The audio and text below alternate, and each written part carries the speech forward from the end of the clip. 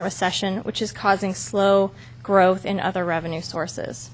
So our findings are what we would expect, which is that consistent with most cities in our state, Bothell is expected to experience future budget deficits given the current structure of the policies right now for some of that sales tax credit.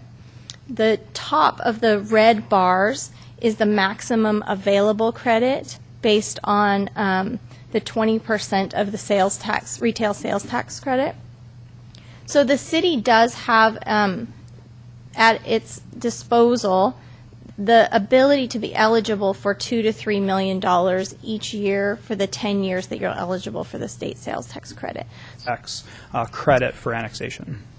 So as we analyze our costs each year, we have to apply for any additional that's not covered by the assessed value of that area. We can apply to the state for that, and we do that on an annual basis then. Yeah. Okay. Yeah, up to the limit that, as Erica showed in that chart, up to the limit of the 2/10. Okay. And so that's about $2.5 to $3 million we're estimating. Right.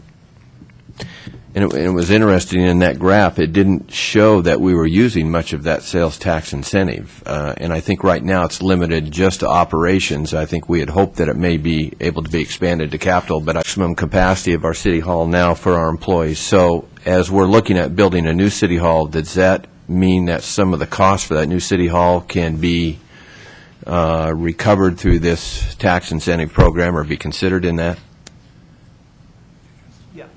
Yes. Essentially, you'd operationalize some of that by... In the annexation areas there are and throughout the rest of the city. So. True. Okay.